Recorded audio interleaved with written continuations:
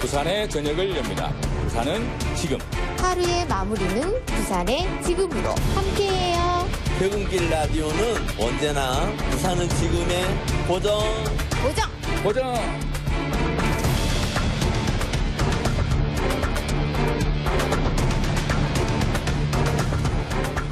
네, 부산은 지금 함께하고 계신 시각 5시 41분 지나고 있습니다.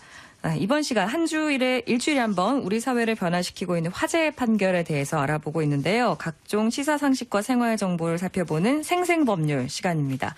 자, 오늘은 전 해운대구 의원이자 동명대학교 겸임교수로 생활 속의 법률을 강의하고 부산대학교에서 법학 적성론을 강의하고 있는 법률사무소 태안의 한병철 변호사 나오셨습니다. 안녕하세요. 네, 안녕하세요. 한병철 변호사입니다. 네, 오늘은 또 어떤 화제의 판결들 준비하고 오셨는지 궁금합니다. 네, 청취자분들 중에 인터넷 뉴스 기사 보고 댓글 쓰는 것을 즐기시는 분들 계시다면 특히 주의 깊게 들으셔야 할 판결 하나를 소개해드리고자 합니다. 네, 인터넷 뉴스 댓글과 관련된 사건인가 보네요. 네, 개그맨 조모 씨가 2015년 8월에 이태원의 한 클럽에서 20대 여성을 강제추행한 혐의 등으로 경찰에 불구속 입건되었고 이를 다루는 내용의 뉴스 기사가 인터넷 포털 사이트에 게재되었습니다. 네. 위 인터넷 뉴스 기사에 많은 댓글들이 달렸는데요. 조모 씨는 이 중 자신에게 모욕적인 댓글을 단 네티즌들을 상대로 손해배상 지급을 청구하는 소를 제기하였습니다. 네. 아니, 무심코 댓글을 달았다가 이렇게 손해배상 청구까지 당하면 참 당황했을 것 같은데 그렇다면 구체적으로 네티즌들이 무슨 댓글을 달았길래 이렇게 소송까지 당한 건가요? 네, 여러 명이 나오는데요. 네. 7명이 나옵니다. 피고 A씨는 무죄 유죄를 떠나서 음주 측정을 거부하고 음주운전하다 적발된 거 보면 인간 자체가 쓰레기구만. 네. 피고 B씨는 생긴 대로 노네 땡땡땡과 동급이 되고 싶냐. 네. 피고 C씨는 생긴 대로 노네 진짜 답 없다. 피고 D씨는 그렇게 생겼음 어떻게 했길래 클럽에서 신고를 당하냐. 네. 더러워. 피고 E씨는 요새 뭐하냐 했더니 추행하고 있었구려. 흐흐. 피고 F씨는 가지가지 한다. 나이 먹고 뭔 추태야. 네. 피고 G씨는 쓰레기 말이 씨가 되네. 라고 각자 댓글을 달았습니다. 네, 너무 침착하게 댓글을 읽어주셔가지고 제가 갑자기 당황스러웠습니다. 근데 댓글 중에 음주운전 얘기가 상당히 많이 나오는데 이게 왜 나온 건가요? 네, 개그맨 조모 씨가 전에 운전을 하다가 택시를 들이받은 뒤에 경찰의 음주 측정 요구를 거부해 무리를 빚은 적이 있었습니다. 네. 그때 사건 때문에 그런 것 같습니다. 그렇군요. 실제로 기사들 중에 제목이 조모 씨 음주운전 자숙 뒤에 강제추행, 충격 네. 이런 식으로 달리기도 했었습니다. 그렇군요. 좀 이렇게 일부 언론들이 이런 낚시성 기사, 좀 자극적인 내용으로 이렇게 좀 더 기사를 쓴 경우도 있네요. 그러면 법원은 어떤 판단을 내렸습니까? 네, 법원은 댓글의 내용에 따라서 판단을 달리했습니다. 네. 이제 7명 중에 앞에 4명과 뒤에 이제 3명이 달랐던 건데요. 네. 먼저 피고 A씨 경우에는 A씨가 단 댓글 중에 인간 자체가 쓰레기구만 네. 하고 표현한 부분은 표현 자체가 모멸적인 것으로서 모욕적이고 경멸적인 인신공격에 해당한다고 보았습니다. 네. 이에 법원은 피고 A씨는 조모 씨의 인격권을 침해하는 불법 행위를 하였으므로 조모 씨에게 위자료 10만 원을 지급하라고 판단하였습니다. 피고 B씨와 C씨의 경우에는 댓글 중 생긴 대로 노네 그런 부분, 그리고 D씨의 경우 댓글 중 그렇게 생겼음 네. 이라는 부분이 문제가 되었습니다. 법원은 앞선 생긴 대로 노네 그렇게 생겼음은 그 표현 자체만 떼어놓고 보면 내용이 막연하여 모욕적 언사에 해당하지 않는다고 볼 여지는 있지만 네. 조모 씨의 강제추행 혐의가 보도된 기사에 달린 댓글이라는 사정을 고려하면 전체적으로 볼 때 강제추행할 것처럼 생겼다. 강제추행범의 외모를 갖고 있다는 내용으로 이해되기 때문에 네. 결국 조모 씨의 외모를 비하하는 모욕적인 언사에 해당한다고 판단하였습니다. 네. 이에 법원은 피고 B씨, D씨도 조모 씨의 인격권을 침해하는 불법 행위에 대한 손해배상으로 각 10만 원씩을 지급하라고 판결하였습니다. 네. 그러니까 A, B, C, D, C는 이제 외모를 비하하는 모욕적인 발언, 인신공격에 해당하는 발언을 했다고 이제 10만 원을 지급하라고 판결한 거고, 그럼 나머지 피고들에 대해서는 어떤 판결이 나왔나요? 네, 나머지 피고들에 대해서는 판단이 달랐는데요. 네.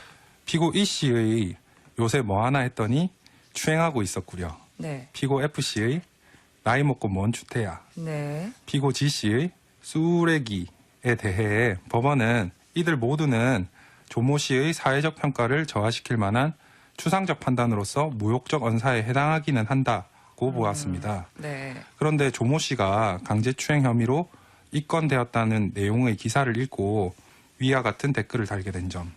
위 각 댓글의 내용은 기사를 읽은 독자의 단순한 감상 내지는 의견으로 볼 수 있는 점. 네. 특히 피고 G 씨의 경우 풍자적인 의미에서 조모 씨가 만든 유행어를 사용했다고 볼 여지가 있다는 점 네. 등을 고려하면 피고 EFG 씨의 댓글은 사회상규에 위배되지 아니하는 정당 행위로서 그 위법성이 조각되므로 피고 EFG 씨는 손해를 배상할 책임이 없다고 판단하였습니다. 그렇군요. 아니, 같이 댓글을 달았는데 어떤 사람은 이렇게 뭐 판결이 나고 이 나머지 사람들은 위법성이 조각된다 이렇게 판단이 되는군요. 근데 위법성이 조각된다라고 하셨는데 이게 정확하게 무슨 의미인가요?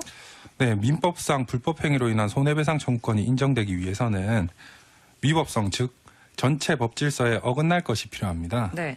그런데 사회상규에 비추어 보았을 때 EFGC의 댓글 정도는 위법하다고 보기 어렵다는 의미입니다. 네. 실제 사례를 하나 들어보시면 이해가 되실 겁니다. 동네 어른들이 모여있는 추석 잔치의 좌석에 젊은 오 씨가 술에 취해서 뛰어들어 자리를 어지럽히고 60세가 넘는 어른에게 반말로 담배 한 개 다오라고 담배를 청하는 등 불손한 행동을 하고 다른 어른을 마당으로 끌고 가서 넘어뜨리고 이렇게 난장판을 벌였는데요. 네. 이에 P 씨는 O 씨를 제지하기 위해서 방 빗자루로 O 씨의 엉덩이를 2회 때렸습니다. 네. P 씨가 폭행 혐의로 기소된 사안에서 대법원은 P 씨의 행위가 폭행에 해당하는 것은 맞지만 사회상규에 위배되지 아니하므로 네. 위법성이 없고 무죄라고 판단한 바 있습니다. 그렇군요. 그러니까 EFGC가 이게 단 댓글은 뭐 사회상규에 비추어 봤을 때 뭐 용인할 수 있다 이렇게 본 셈이라고 할 수 있겠네요. 네, 맞습니다. 네, 근데 이제 ABCDC는 이제 위자료를 지급해야 된다고 판단을 했는데 액수가 10만 원이네요. 생각보다 좀 적은 거 아닌가요? 네, 법원은 피고 A, B, C, D 씨의 경우 범행 횟수가 1회에 불과한 점, 네. 그리고 우발적으로 댓글을 작성한 것으로 보이는 점, 모욕의 정도가 심하지 않은 점 등을 참작해서 위자료의 액수를 각 10만 원으로 정했다고 밝히고 있습니다. 네. 자, 그러면 이제 기사 내용이 됐던 조모 씨의 강제 추행 사건, 자, 어떻게 됐습니까? 네, 조모 씨는 피해자와 합의가 이루어져서 검찰에서 기소유예 처분을 받았습니다. 네. 기소유예 처분이라는 게 참 많이 들리는데 정확하게 이게 어떤 의미를 갖고 있습니까? 네, 기소유예 처분은 죄는 인정되지만 피해자의 연령, 성행, 환경, 피해자에 대한 관계, 범행의 동기나 수단, 범행 후의 정황 등을 참작하여 기소를 하여 전과자를 만드는 것보다는 다시 한번 성실한 삶의 기회를 주기 위하여 검사가 기소를 하지 않고 용서를 해주는 것을 말합니다. 네. 한 가지 유의할 점은 만일 기소유예를 받은 후에 잘못을 반성하지 못하고 또다시 범죄를 저지른 경우와 같이 특별한 사정이 있으면 검사는 기소유예 처분한 범죄에 대하여 새로 기소를 할 수 있다는 사실입니다. 그렇군요. 자, 보통 기사에 댓글들을 보는 재미 참 있는데 이렇게 무심코 댓글, 특히 모욕성 댓글을 달 경우에는 손해배상을 하게 될 수도 있다라는 내용 잘 들었습니다. 자, 다음으로 전해주실 판결 자세하게 어떤 내용인가요? 네, 불륜과 이를 몰래 녹음한 행위가 문제된 판결을 소개해드리겠습니다. 네. 아, 근데 간통죄는 폐지된 걸로 알고 있는데 이게 불륜이라는 게 아직 법적으로 문제 제기가 가능한 건가요? 네, 간통죄는 폐지되었지만 네. 이런 불륜의 부정행위의 경우 민사상 불법행위를 구성하므로 손해배상 청구는 얼마든지 가능합니다. 그렇군요. 자, 그러면 자세하게 어떤 내용의 사건인가요? 네, 갑을 병 씨가 나오는데요. 네. 갑 씨는 배우자 을 씨가 부정행위를 한다고 의심을 하여 을 씨가 타고 다니는 차량에 녹음 장치를 부착하였습니다. 네. 2016년 1월 22일경 위 차량 안에서 병 씨가 을 씨를 자기라고 지칭하면서 네. 나는 을 씨를 사랑하기 때문에 잔 것이다 라고 말하는 취지의 대화 내용과 2016년 2월 3일경에 차량 안에서 을 씨와 병 씨가 성행위한 것에 대하여 대화하는 내용을 각 녹음하였습니다. 네. 이후 갑 씨는 위 녹음 녹취록을 증거로 제시하면서 병 씨를 상대로 부정행위에 따른 손해배상을 청구하였습니다. 네. 증거가 워낙 명백하게 녹음으로 드러났으니까 뭐 병 씨 입장에서는 할 말이 없었을 것 같은데요.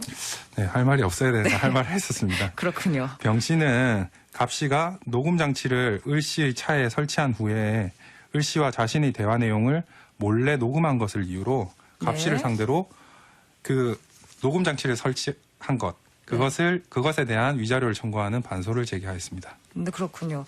이제 갑 씨 같은 경우는 이제 부정행위의 증거를 확보하기 위해서 이제 녹음을까지 한 것 같은데 그러면 뭐 어떻게 위자료를 지급해야 하나요? 네, 통신비밀보호법 제14조 제1항은 누구든지 공개되지 아니한 타인 간의 대화를 녹음할 수 없다고 규정하고 있습니다. 네. 따라서 갑 씨가 부정행위에 대한 증거를 수집한다는 목적으로 을 씨와 병 씨 간에 공개되지 않은 대화 내용을 녹음한 것은 네. 통신비밀보호법 위반이고 위법 행위가 됩니다. 그렇군요. 자, 그럼 변호사님, 갑 씨에게 녹음한 게 위법하다면 그 녹취물이 병 씨의 부정행위에 대한 그런 증거가 될 수가 있습니까? 네, 형사 사건이 아닌 민사 사건에서는 법원은 비밀리에 녹음하였다는 이유만으로 그 녹음 테이프나 녹취록이 증거 능력이 없다고 단정할 수 없고 네. 그 채증 여부는 사실심 법원의 재량에 속한다고 판단하였습니다. 네. 즉 법원의 재량에 따라 증거로 사용할 수도 있다고 보았고 실제로 증거로 채택하였습니다. 그러니까 몰래 녹음한 게 위법인데 그래도 증거로 채택을 할 수가 있는 거군요. 네, 맞습니다. 그렇군요. 그럼 법원 최종적으로 어떤 판결을 내렸습니까? 네, 법원은 병 씨는 부정행위를 이유로 갑 씨에게 위자료로 3천만 원을 지급하라고 판결하였고 네. 갑 씨는 몰래 녹음하였다는 것을 이유로 병 씨에게 위자료로 50만 원을 지급하라고 판결하였습니다. 그렇군요.